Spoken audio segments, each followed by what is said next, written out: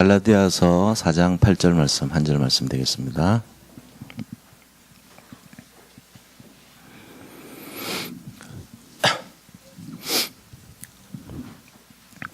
다 같이 합독하도록 합니다. 그러나 너희가 그때에는 하나님을 알지 못하여 본질상 하나님이 아는 자들에게 종노릇 하였더니. 아멘. 오늘 이 말씀 통해서 우상 숭배라는 제목으로 말씀을 나누고자 합니다.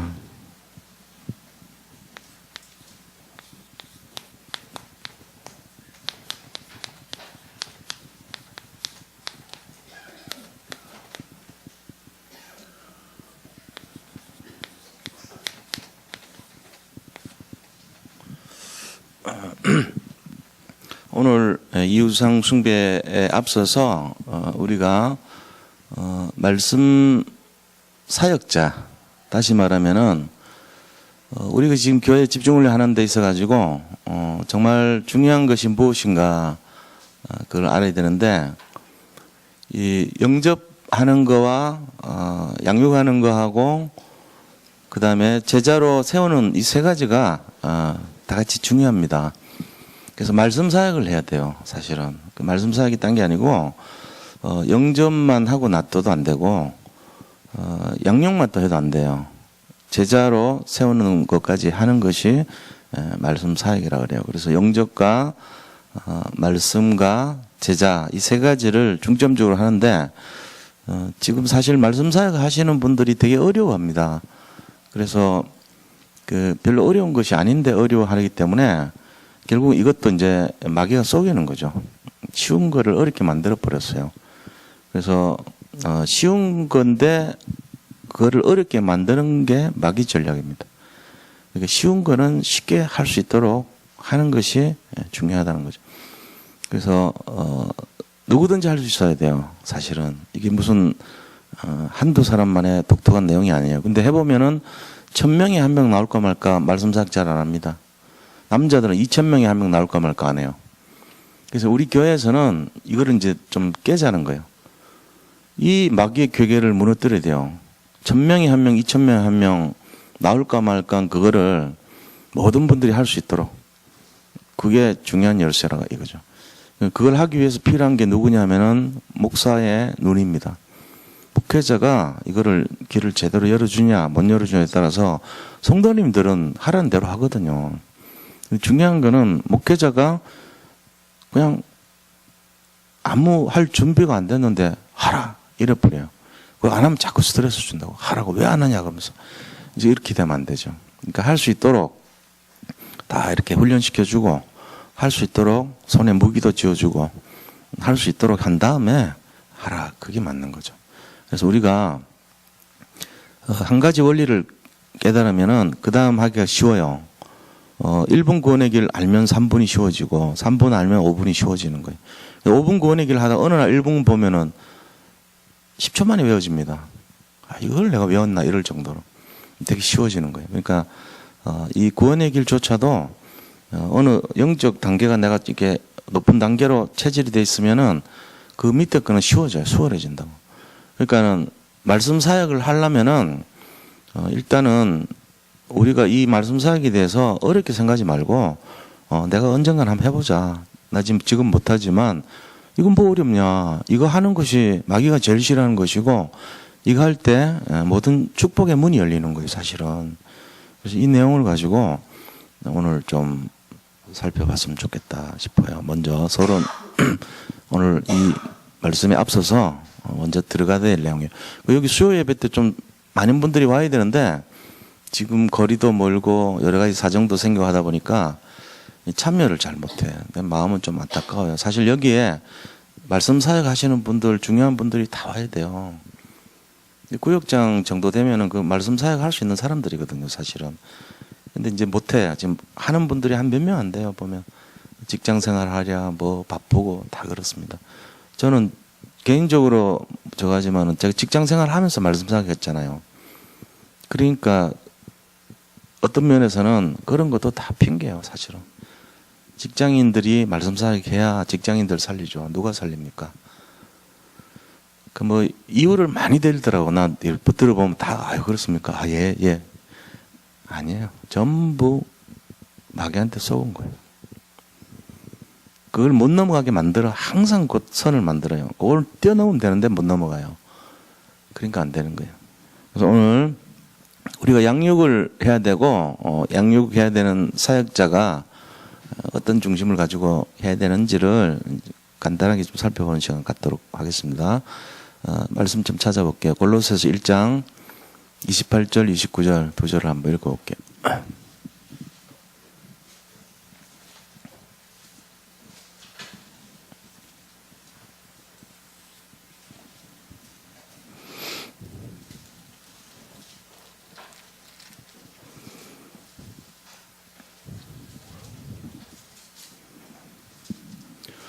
골로새서 1장 28절, 29절 이거는 개인 양육을 하는 말씀 사역자, 개인 양육자가 늘 가지고 있어야 될 약속의 말씀입니다.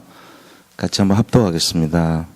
우리가 그를 전파하여 각 사람을 권하고 모든 지혜로 각 사람을 가르침은 각 사람을 그리스도 안에서 완전한 자로 세우려 하매니 이를 위하여 나도 내 속에서 능력으로 역사하시는 이의 역사를 따라 힘을 다하여 수고하노라. 아멘. 개인 양육자, 말씀 사역자가 가져야 될 내용입니다. 그래서 그걸 좀 먼저 살펴보도록 하겠습니다.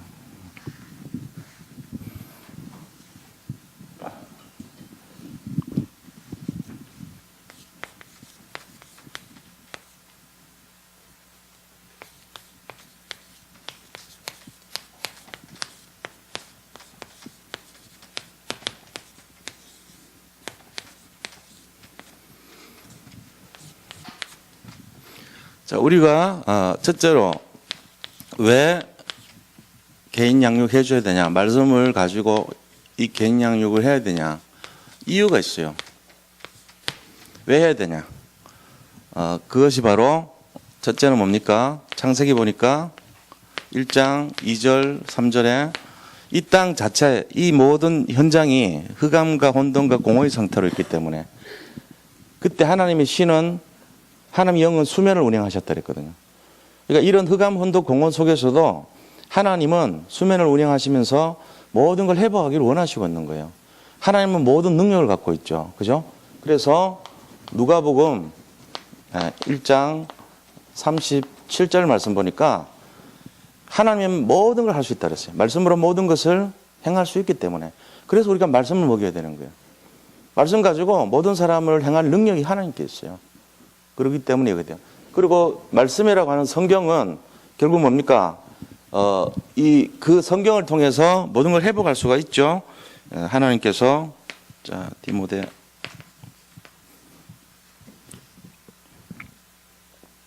디모데후서 3장 16절 17절 보니까 모든 성경은 하나님의 감동으로 지어진 것인데 우리에게 의로 교육하게 유익하고 바르게 하고 이 성경을 통해서 모든 것을 회복할 수 있는 힘을 갖고 있단 말이에요. 그래서 말씀을 가지고 개인을 양육을 해줘야 돼요. 영접만 하고 끝나면 안 돼요. 사실 영접 운동은 지금 1분, 3분 구원이라고 얼마든지 할 수 있습니다. 근데 실제적으로 양육하지 않으면은 솔직한 얘기로 200명 영접하면 1명 등록합니다. 우리 지금 그 전도 신학교 다닐 때 전도 대회 하잖아요. 신학생들끼리 거기 백 몇 명 이렇게 전체를 대상으로 기간을 정해놓고 전도 대회를 열어요. 그때 100명 영접하면 1점이에요. 그러니까 한 명당 1점이요. 그 한 명이 교회로 오면은 100점 줘요. 그 양육, 말씀 사역하기가 쉽지 않아요. 그 한 명을 양육해야 교회화 되는 거예요. 그만큼 어렵습니다. 100사람 영접하려면요, 얼마나 많은 시간 보내야 되는지 아세요? 1년을 보내야 돼요. 1년을 현장 사역하는데 한 명 교회 와요. 근데 그거를 우리가 여기 EBS들이 그 마음을 알고 있어야 된다니까. 이 사람들 그냥 온 사람들이 아니에요. 어떻게 보면은. 막 억지로 끌어당긴 사람도 많죠. 제가 보니까 30명 중에 한 20명 이상은 끌어갖고 억지로 앉혀놓은 사람이라. 그게 잘 안 되지. 근데 말씀을 먹여갖고 데려온 사람들을 대충 그렇게 해서 잃어버렸다. 그러면은 그건 안 돼요. 그거는 뭔가 부족했던 거예요. 빨리 붙여줘야 돼요. 말씀 운동할 수 있도록. 제가 지금 그거를 지금 좀 적극적으로는 아직 안 해요. 아직은 시간표가 아니라서. 근데 어느 정도 돼서 우리가 진짜 영접 운동 해가지고 말씀 운동으로 교회 들어온다 하면 그때부터는 아주 예민하게 얘기합니다. 이 사람 어떻게 지금 양육하고 있고 누가 맡았고 결과는 어떻게 됐고 월요일 날 바로 들어갔냐 붙여줬냐 이거 물어봐요 다. 그게 제가 입에서 사역하면서 했던 거거든요. 월요일 날 바로 신방 들어가야 됩니다. 바로 4주 동안 양육 들어가야 됩니다. 한 주 하루만 놓쳐버리면 다 놓쳐요. 안 와요 그 다음 주. 거의 다 그래요. 그래서 마귀 밥 됩니다 그 사람들은. 마귀가 더 강력하게 집중하거든요. 우리가 100명 영접해가지고 1명 오기 때문에 말씀 가지고 반드시 이거 먹여줘야 돼요. 이 흑암원도 공고 개인 갈등 속에 있는 사람을 하나님의 능력을 가지고 말씀의 능력 가지고 이거는 하나님은 모든 걸 회복할 수 있는 힘이기 때문에. 그리고 말씀은 어떻습니까? 말씀은 살아있고 활력이 있다 그랬어요. 그 좌우의 날선검보다 더 예리하여 그랬어요. 우리의 영과 혼과 및 간절과 고수를 찔러 쪼기까지 하고 우리의 마음과 생각과 뜻을 판단한다 그랬어요. 말씀이 그런 능력이기 때문에 이 말씀 가지고 바로 들어갈 수 있는 사람이 일어나야 돼요. 지금 그거 하고 있는 거예요. 여기저기서 하고 있거든. 내가 임사라 권사님 양육을 한 2년을 했어요. 그때는 그냥 이분이 구원의 길 있잖아요. 그거를 완벽하게 하는 분이에요. 우리 교회에서 하면 제일 완벽하게 할지도 몰라요. 그분은 집중을 훈련받은 분이에요. 숨겨놓은 제자거든요. 그리고 거기 오는 분들한테 자기 그 전도지 만들어가지고 나눠주고 이런 분이요. 굉장히 복음 사랑하는 분이요. 제가 그 중심을 알아요. 아는데 이제 직장 생활을 하니까 말을 안 했는데 제가 나오고 나서 다리 아프니까 이제 오지 말라더라고. 2층까지 힘들다고. 그러고 나서 얼마 전에 소식 들어보니까 칠판 사가지고 거기 양육 대상자 7명 놓고 본몸 가지고 다락방하고 계시더라고. 그걸 해야 맞는 거예요, 그게. 난 그분의 중심을 알고 있었지. 옛날부터 언젠가는 할 것이다 알고 있었는데 하시더란 말이에요. 그럼 뭘로 하냐? 우리 그 새로 나눠준 양육 교재 갖고 하는 거예요. 그 하기 쉽지 않아요. 1000명 중에 1명이라니까, 진짜. 근데 그분은 그거를 콱 꿰차고 한 거예요. 그 직장 생활을 하면서 자기 사업주에서 하는 거 쉽지 않습니다. 자기가 예수 믿는다고 펴내는 거 거의 생명 내놓고 하는 거예요. 돈 안 벌어도 좋다. 이런 마음으로 하는 거거든요. 근데도 하잖아요. 믿음의 선택을 하는 걸 모습을 봤어요. 우리가 이런 거를 이것 때문에 하는 거죠. 그래서 이 개인 양육을 통해 가지고 하나님 앞에서 정말로 하는 거예요. 이거 하면 왜 어떻습니까? 사도행전 8장 4절 5절 보니까 사도들이 그 사마리아에 가서 말씀을 전파했어요. 말씀을 전파하니까 그 성중에 있는 사람들이 말씀을 들었어요. 그래서 나중에 기쁨이 충만했잖아요. 회복이 되고.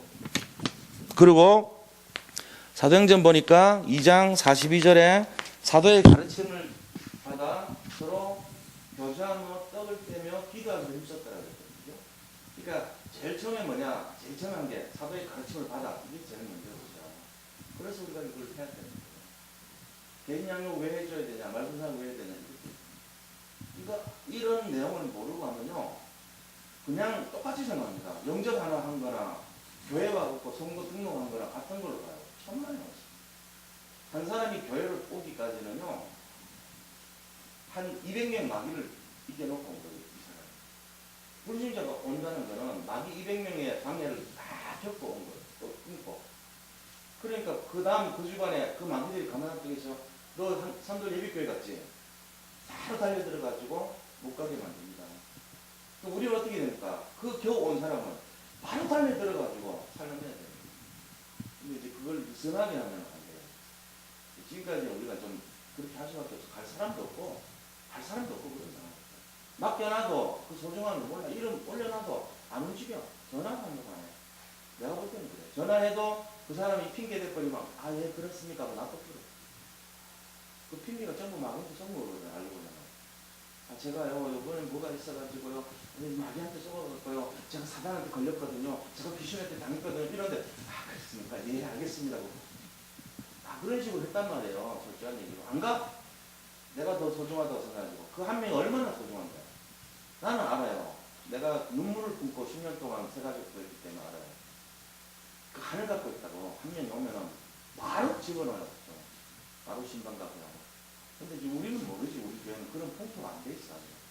내가 욕하는 거 아닙니다. 앞으로 해야 되니까 말씀드리는 거예요. 한 1년 안에는 이렇게 이제 돌아가야 돼요. 진짜로요. 지금까지는 좀 이렇게 편하게 한 거는 제가 그렇게 행정적으로 막 하는 것보다는 우리 그 공교회 전사님의 영적인 어떤 그런 명성이라든지 어떤 교회 분위기, 편안함 이런 걸 전달해 주기를 원해서 일부러 가만히 둔 거예요. 그렇게 하지 말라고. 억지로 하지 말고 핑계 댈 때 차고 들어가지 말고 딱딱하게 하지 말라고 일부러 그랬어요. 다 들었어요. 그게 제 방식이었어요. 앞으로는 정말 제작감들이 나옵니다. 우리가 지금 사역을 이렇게 하고 제대로 하기 때문에 1분, 3분, 9대 1분 해도요, 역사 일어나게 돼 있어요. 하면은 여기 이제 오시는 분들은 하나님이 이 사람은 제사장은 사인을 갖고 보내준 사람들이에요. 그러면 진짜 알려줘야 돼요. 그래서 달라지는 거예요. 그래서 이제 한 6월, 7월 이후로 지금부터 오시는 분들은 잘 보셔야 돼요. 지금까지 하고 좀 다르게 예민하게 보고 핑계대고 이렇게 하더라도 그래도 제가 한번 찾아볼게요. 그래도 시간 나는 데가 정말 없습니까? 식사는 할 수 있다니까. 식사할 때 한번 뵙죠. 참 들어가야 그래가지고 이유를 대고 핑계를 대거나 그 핑계와 이유를 내가 감수하면서 들어가서 딱 한 번은 접촉을 해주는 게 우리가 이런 내용을 가지고 실제적으로 해야 되기 때문에 이거 가지고 다락방부터 지교회까지 이거를 목적으로 해서 개인 양육을 들어가야 된다는 것입니다. 자, 그렇다면은 이 두 번째로 개인 양육을 어떻게 해야 되겠는가? 내용이 나와야 되겠죠. 그죠? 어떤 식으로 해야 되겠는가? 자, 첫 번째는 역할입니다. 무슨 역할을 해줘야 되죠? 그 사람들 되게 갈급합니다. 갈급하니까 이 사람들에게 정말 영적인 배경이 돼줘야 되죠. 기도의 배경. 그죠? 대모의 역할을 해줘야 되는 거예요. 이 사람들을 영적으로 내가 키우자. 이런 역할을 해가지고 거기 들어가줘야 되는 거예요. 그렇게 하면서 이 사람들을 생명을 살리는 생명을 살리는 자의 역할을 해줘야 된다. 그리고 양육을 통해 가지고 이 사람들에게 하나님의 사명을 발견할 수 있도록 이게 이제 역할이에요. 우리가 해야 될 일이 여기 이 한 사람에게 생명을 집어넣어주자. 이 한 사람을 정말로 살려야 되겠구나. 그것이 우리가 해야 될 역할입니다. 자, 두 번째는요. 그렇다면은 어떤 내용을 가지고 이걸 하냐? 힘을 줘야죠. 마태복음 16장 16절을 회복하도록 힘의 근본이잖아요. 예수님이 그리스도라는 것을 전달해 줘야 돼요. 그렇게 하면서 이 힘과 해답을 주는 것입니다. 이 해답이에요. 해답. 그리스도가 해답이라는 것을 전달해 주는 거죠. 그 다음에 뭐합니까? 사무엘상 이게 중요한 내용이에요. 2장에 나오는 말씀인데요. 사무엘상 2장 6절에서 10절 말씀. 이걸 전해줘야 돼요. 사무엘상 2장 6절에서 10절이 뭐냐면요. 우리를 살리기도 하고 우리를 죽이기도 하고 우리를 높이기도 하고 우리를 낮추시기도 하시는 분이 하나님이시라는 거예요.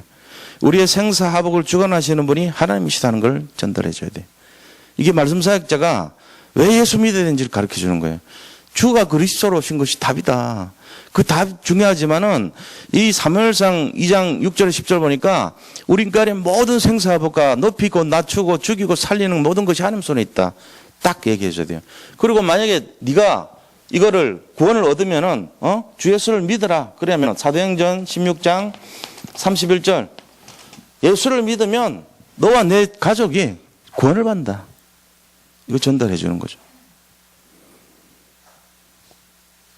우리가 이거 모르면 안 된단 말이에요. 이거 가지고 실제적으로 알도록 해줘야 됩니다. 그 다음에 그래서 말씀 사역자가 실제적인 중요성이 뭐냐? 중요성이 있어요. 얼마나 중요한가? 말씀 사역자의 중요성입니다.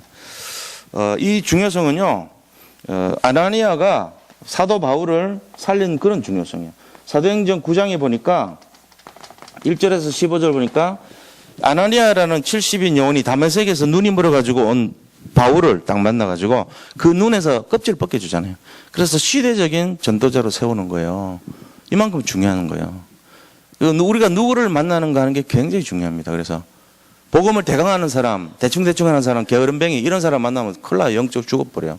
근데 그게 아니고 진짜 복음의 중요성을 알고 가치를 딱 잡아가지고 생명처럼 여기는 사람 만나갖고 정말로 한 영혼을 귀하게 여기는 전도자를 만났다. 인생 바뀌어버립니다. 제가 여운교에서 8명을 EBS로 세웠어요. 처음에. 근데 우리 정원주 목사님한테 얘기 드렸습니다. 목사님, 죄송하지만 EBS가 최고 우선돼야 됩니다. 우리 교회에서 가장 전도자라는 8명을 뽑겠습니다. 허락해 주시겠습니다. 그러니까 맘대로 뽑으라 그러더라고요. 그래가지고 거기에서 최고로 전도에 중심 있는 사람만 뽑았어요. 그리고 딱 해서요. 여러분들은 EBS 사역 말고는 다른 거 다 집어쳐라. 이게 최고 우선이다. 교회에서 이거 사역만큼 중요한 게 없다. EBS 이외에 다른 사역 하지 마. 그러고는 다 빼왔어요. 그러니까 부서에서 난리 났죠. 전부 막 부장급에다가 최고 막 이런 사람들인데 EBS에서 하지 마 이랬다고. 그러니까는 이제 그때부터 그분들이 EBS가 뭔지를 알기 시작하는 거예요. 그래가지고 한 명 붙으면은 생명 걸고 살려야 된다 이 사람들. 대강하면 안 된다. 이후 토달거들랑 그 이후와 토를 같이 수용하는데 가봐라 직접. 그래가지고는요 매주 체크했다니까 제가 사역 어떻게 했냐고. 사역 포럼이에요 우리는. EBS 사역 끝나는 게 아니고 그 다음 주에 지난주 맡은 사람 포럼 시켰어요 제가. 어떻게 했는가를 그리고 어떤 식으로 했는가를 다 이렇게 하는가. 정말로 제대로 하는 사람들 다 현장을 자기가 전도를 해봤으니까 알잖아요.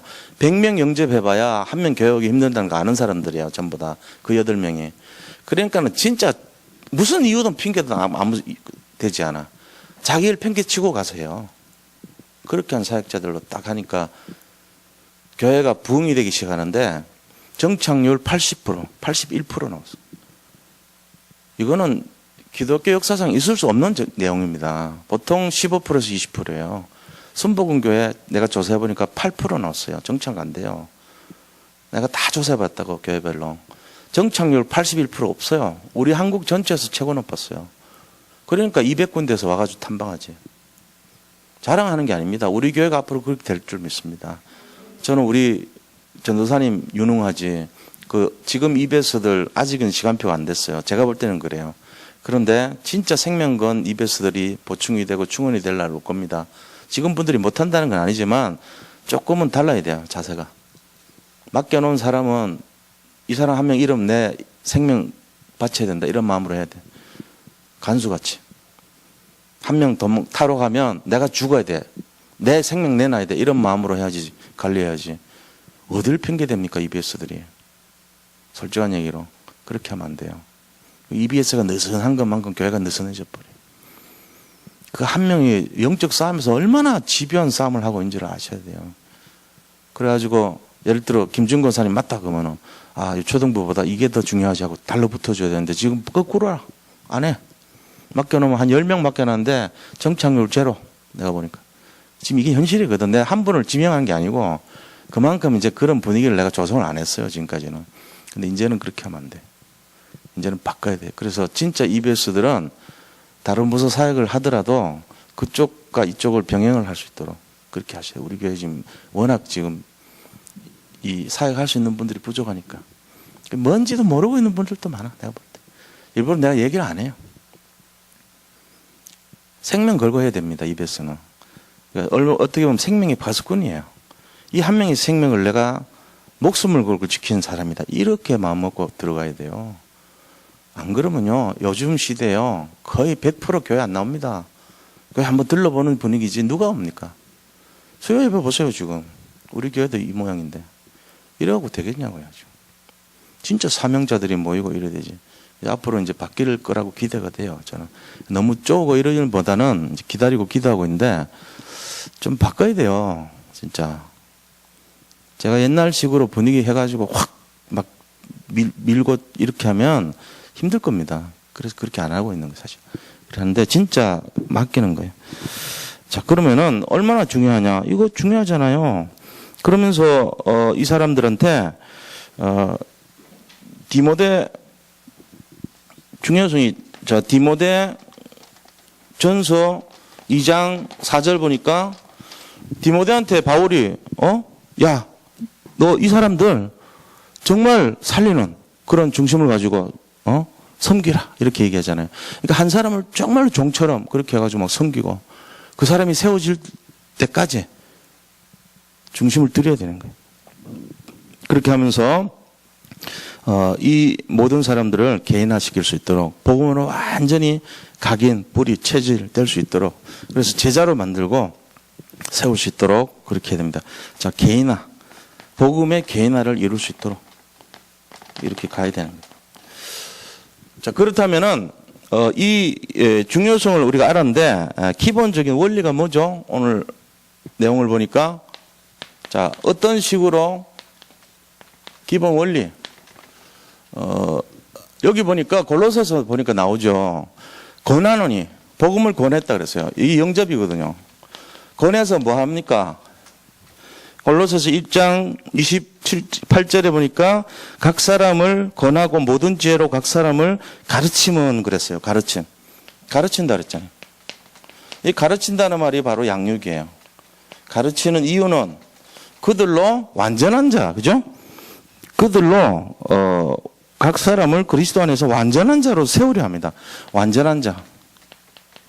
이게 이제 완전한 자라는 말은 그리스도 안에서 완전한 자는 제자를 말해요. 이렇게 세운다는 거예요. 자, 이 관계가 어떠냐, 그죠? 복음을 권했어요. 그래가지고 이 권한 사람들에게 베드로전서 2장 2절처럼 신령한 저주로 공급해 주는 거예요. 우리가 저주를 가지고 그 양육입니다.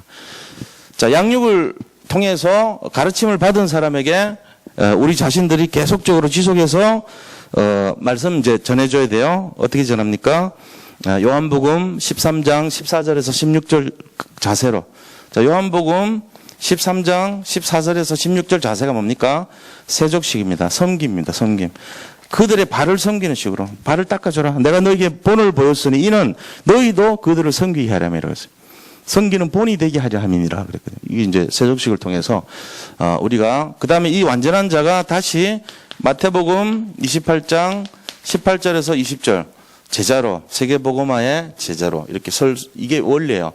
그래서 권하노니 그를 가르치면 완전한 자로 세우게 하렵니다. 내가 이것을 위해서 내 중심과 내 생명을 드린다 그랬어요.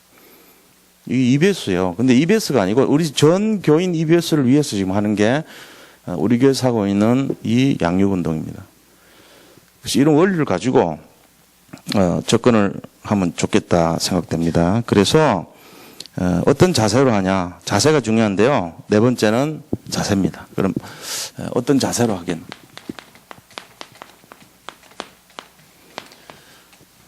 하나님 안에서 어떤 자세로 하면 좋겠냐. 데살로니가전서 2장 7절 8절 자세로. 영적 유모의 자세로 해야 돼.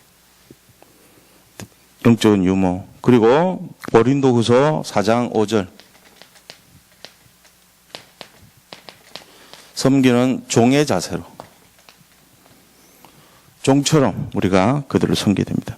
요한복음 13장 15절.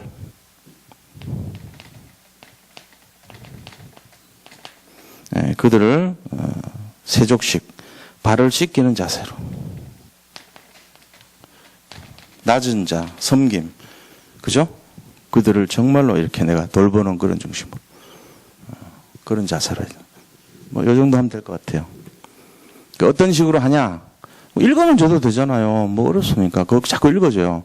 그리고, 전도를 반복적으로 쉽게 계속 가랑비 작전 쓰면 돼. 가랑비 작전. 가랑비 작전이 뭐죠? 오늘 온 게 가랑비잖아요. 계속 맞아봐요. 온몸 다 젖잖아요. 가랑비로 젖어요. 그러니까 어떻게 하냐? 각인 전략이에요. 계속 뭡니까? 구원의 길 메시지 가르쳐 주죠. 그죠? 39가 그게 가랑비 작전이에요. 오늘 이것도 가랑비 작전 지금 하는 거예요. 우상숭배가 뭔가? 이거 뭐 짧잖아요. 가랑비 작전 쓰는 거예요. 그렇게 해놓고는 전도 대상자 누군지 계속 확인시켜요. 한 사람 이름 찾아내라. 이름 찾기를 계속 시키고 그 사람을 초청하든지 방문하든지 연결하든지 이거 하면 돼요. 그 한 사람에 대해서 전도에 대한 전략이 가랑비 작전이라고. 이 한 사람이 고구마 밭이거든. 고구마 줄기라고 보고 이 사람 배후에 많은 전도 대상자들이 있어요. 그들을 데려오도록 그들을 놓고 기도하게 하고 그들을 잡고 구원의 길을 하고 그들을 영접하고 초청하고 그 다음에 연결하고. 이게 가랑비 작전이에요. 그러니까 우리가 막 복잡하고 어려운 거 훈련시키고 이런 거 새 가지고 막 데려가고 이러면 골치 아파요, 사실은. 처음부터 막 어렵게 만들어가지고 막 학습 보내고 이러면요, 되게 힘들어요. 그거보다는 쉽게 우리가 하는 이 내용을 가지고 1분, 3분 구원의 길, 5분 구원의 길 가지고 5초 구원의 길 이런 거 가지고 설명해주고 가랑비 작전 쓰는 거예요. 비를 자주 이렇게 점이듯이 계속. 그게 방법입니다. 이제 앞으로 할 겁니다, 우리 교회. 기대하세요. 계속. 이베스도 우리 공병 전사님 참 잘하셨어요. 저는 지금 나쁘게 표현한 게 아니에요. 그 말이 아니고 공전사님만큼 이베스 잘하는 사람도 없을 거예요. 근데 그 단계에서 이제 우리가 두 번째 제1 RUTC가 제1 세가족 시대에서 제2 세가족 시대로 옮겨야 돼요. 옮기려면 반드시 될 게 일꾼이 있어야 돼요. 근데 일꾼 없는 상태에서 너무 잘하셨기 때문에 제가 그 욕하는 게 아니에요. 일꾼 없이 저도 못해요. 전사님보다 훨씬 못하게 해요. 근데 우리가 이제 앞으로 일군이 준비가 되면 그때부터 제가 필요한 거예요. 제 전략이 있고 제 나름대로 지금까지 했던 인도받았던 것이 있기 때문에 그걸 접목하겠다는 거죠. 거기에다가 우리 지금까지 하셨던 거 합치면 굉장히 제대로 합니다. 전국에서 아마 모델이 될 정도로 그렇게 될 정도로 기대가 된다면 제가 볼 때는. 지금 우리 성도님들만큼 이리 밭이 좋은 데가 없어요. 이번에 체육대회도 많은 분들 오셨잖아요. 갈수록 교회가 안정이 되고 이렇게 서로 하나가 되려는 마음은 있다는 거지. 여기에서 우리가 더 필요한 것이 실제적으로 사역할 수 있는 분들이 좀 나오면 구원의 길은 이제 얼추 거의 다 된 것 같아요. 한 30명 정도만 구원의 길을 하는 사람 나와도 대단한 거거든요. 근데 제가 볼 때는 40명, 50명까지도 구원의 길을 해요, 지금 거의 다. 1분 구원의 길 정도는 한다니까. 근데 3분까지 하는 분들도 꽤 나왔어요, 지금. 제가 이제 어느 한 8월쯤 해서 3분 구원의 길 아침 계속 틀면 또 3분 한다니까. 그 다음에 이제 5분 하는 분들도 슬슬 나오더라고. 전도사님들 중에도 5분 도전하고 이미 하는 사람도 있고. 그 이제 이게 단계적으로 슬슬 내가 하라는 말 하기 전에 앞서서 하잖아요. 그렇게 하면 돼요. 그렇게 어느 날 딱 이게 분위기가 다 돼 있으면은 양육 교재야 읽으면 주면 되거든. 10분 정도 읽고 설명해 주면 되니까 교재 딱 복사하고 들고 가서 한 장 주고 우상숭배가 뭔지 맹 읽어주는 거 아닙니까? 그래 딱 간단하게 끝내고 거기에 대해 가지고 실제로 이 권하 가지고 권하 이걸 하는 거 이 세 가지를 내가 이 권하노니 가르치고 완전한 자가 되기를 원하는 거예요. 당신도 언젠가 이거 준비해라. 이 교재 가지고 읽어주면서 하니까 알아라. 이거 해주는 거예요. 그렇게 하시면 됩니다. 오늘 이제 이렇게 서론으로 이걸 하고 지우겠습니다. 본론 들어가겠습니다.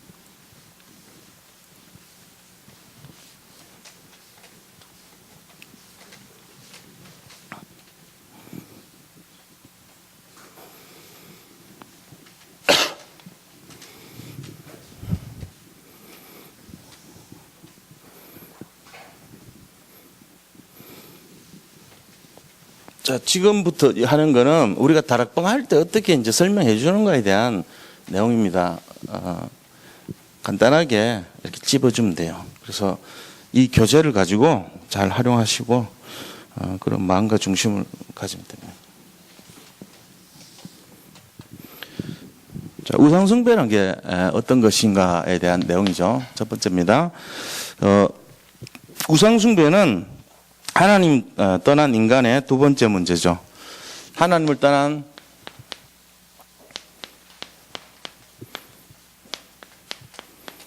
인간에게 오는 둘째 문제예요. 첫 번째 영적 문제고 두 번째는 우상숭배란 말이에요. 우상숭배는 하나님이 다른 신에게 종로로 사는 것이다 그랬죠. 그죠? 그래서 그 우상숭배라는 것은 제일 첫 번째 오는 것이 뭡니까? 첫째는 영적 문제죠. 지난주에 했던 영적 문제.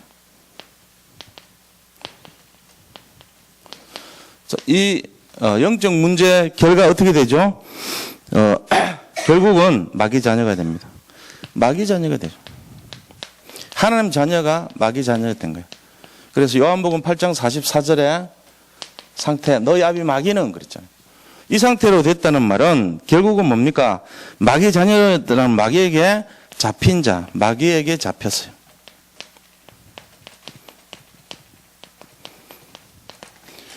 소속이 마귀 자녀가 되니까 마귀한테 잡힌 그런 인생이 됩니다. 이 마귀에게 잡힌 상태가 되면은 공중 권세 잡은 자를 따랐으니 그랬죠. 그때 너희가 에베소서 2장 3절, 2절, 3절 보니까 공중에 권세 잡은 자를 따랐으니 이 마귀 자녀가 된 사람에게는 결과적으로 오는 것이 영적으로 죽은 자예요. 죽었던 너희가, 그래서 에베소서 2장 1절. 왜 우리가 죽었냐? 영적으로 죽어버렸어요. 그죠? 영적으로 죽은 상태예요.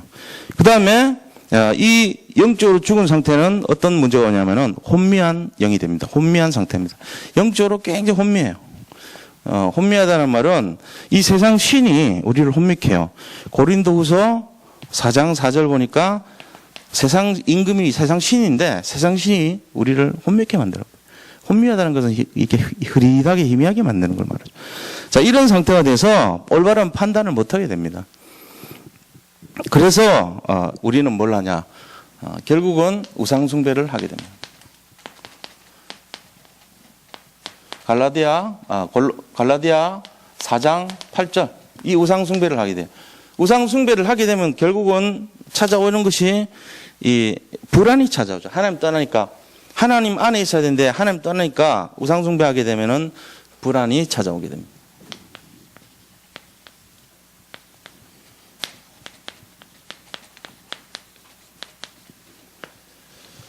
불안한 인생이 결과적으로는 뭘 합니까? 좀 들어야 되겠다. 뭔가 이제 의지해야 돼요.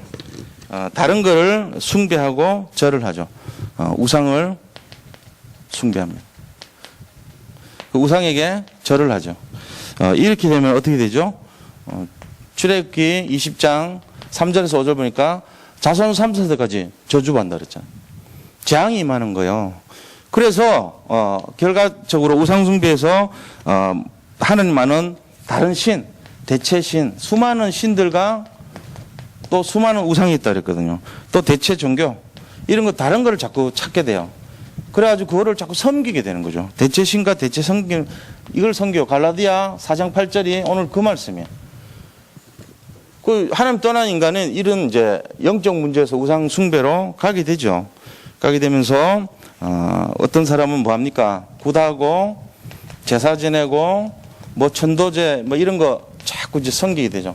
어떤 다른 신들한테 마음을 자꾸 이렇게 뺏겨요. 고린도전서 8장 5절 6절 이런 상태가 되는 거예요. 결과적으로는 어떻게 됩니까? 점쟁이 찾아다니 점취죠. 점술 이런 데 빠지죠. 그래서 오늘의 운세 뭐 이런 거 찾습니다. 그 다음에 부적 뭐 탱하 이런 거 등등 전부 다 방향 연월 일시 잡고 되는데 이제 문제는 우상숭배 하게 되면 그 결과가 어떻게 되냐? 이 결과가 바로 영적 완전 문제 속에 후손이 재앙이 와버려요. 출애굽기 20장 3절 5절 보니까 아비로부터 아들한테 3, 4대까지 저주한다 그랬어요. 그게 문제가 되는 거예요. 실제로 이건 일어난 내용이죠. 그리고 출애굽기 20장 5절뿐만 아니라 마태복음 12장 43절에서 45절 보면요. 비고 청소돼 소재되는데 7 귀신 들어와 버린다. 첫 번째 하던 거 쫓아냈더니 7개 들어와 버려요. 요한계시록 21장 8절 보니까 불과 유황으로 된 둘째 사망 못에 들어간대요. 우리가 이 땅에 죽고 나서 억울한데 또 죽어요. 영이 죽어버려요. 불과 유황불로 들어간다 그랬어요. 그게 둘째 사망이라고 그랬잖아요. 그러니까 이제 억울한 거죠. 사실 이 땅에서도 고통 받다가 죽는 건 억울한데 죽어서도 영이 죽어버려요. 그런 이 우상숭배 결과가 그렇다면. 자, 그렇다면 우리가 여기에 대해서 그 결과 우상숭배 결과가 어떠냐? 비참하다는 거죠. 비참해요. 어느 정도로 비참하냐? 귀신이 역사합니다. 귀신 역사. 7 귀신이 들어온다 그랬죠. 마태복음 12장 43절로 45절 7 영이 들어와요. 그 다음에 제사라고 하는 것은 조상하게 하는 거 아니고 귀신을 섬기는 거다. 고린도전서 10장 20절. 그죠? 그러니까 귀신 섬기고 자꾸 해보세요. 귀신 영향받게 되죠. 그러면 결과적으로는 어려움 당하게 되죠. 이 가정, 우상숭배하는 가정은 저주 임하고 이 저주가 대물림 돼버려요.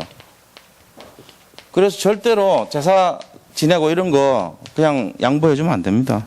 결국은 지옥에 가게 되고 영원한 고통 속에 빠지게 되죠. 요한계시록 21장 8절에 불과 유황불로 된 못에 빠진다 그랬습니다. 결과적으로 자 여기서 해결책을 얘기해 주는 게 중요해요. 해결책이 뭡니까? 그것은 바로 그리스도입니다. 예수 그리스도. 오직 그리스도를 영접하는 것, 받아들이는 것만이 해결책이에요. 예, 해결책으로 되면 어떻게 되죠? 고린도후서 5장 17절 보니까 영접하는 자, 그 이름을 믿는 자들에게는 이전 것은 다 지나가고 보라 새 것이 됐어요. 새로 바뀌어요. 그러면서 이 인생이 어떻게 되죠? 로마서 8장 1절 2절 보니까 그리스도 예수 안에 있는 자에게는 결코 정죄함이 없죠. 이는 생명의 성령의 법이 죄와 사망의 법에서 우리를 해방했기 때문에 그렇습니다. 이 내용이 우상숭배에 관한 내용들입니다. 자, 그러면은 오늘 이 말씀을 생각하면서 우리가 메시지로 잡아야 될 것이 뭐냐? 절대로 우상숭배하면 안 돼요. 이거를 전달해 줘야 돼요. 이거를 메시지로 전달해 줘야 돼요.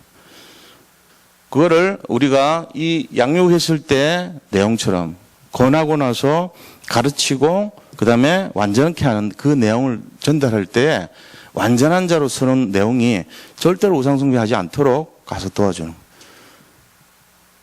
지금 대부분 사람들이 영적 문제 시달리는 사람 그 위에 선대를 조사를 해보세요.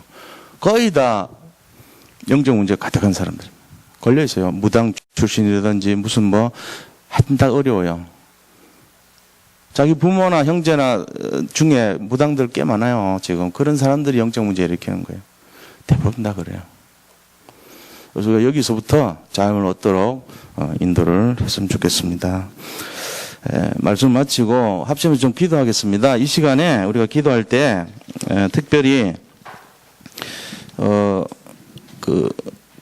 원로 목사님 지금 9월에 이제 새로 교회를 개척을 준비하고 있습니다. 그걸 위해서 기도해 주시고 또 우리 집중훈련하고 있는 이 내용들이 정말 우리 교회에서 일꾼과 제자들이 세워줄 수 있도록 여기는 남녀노소 관계없어요. 다 될 수 있어요. 누구든지.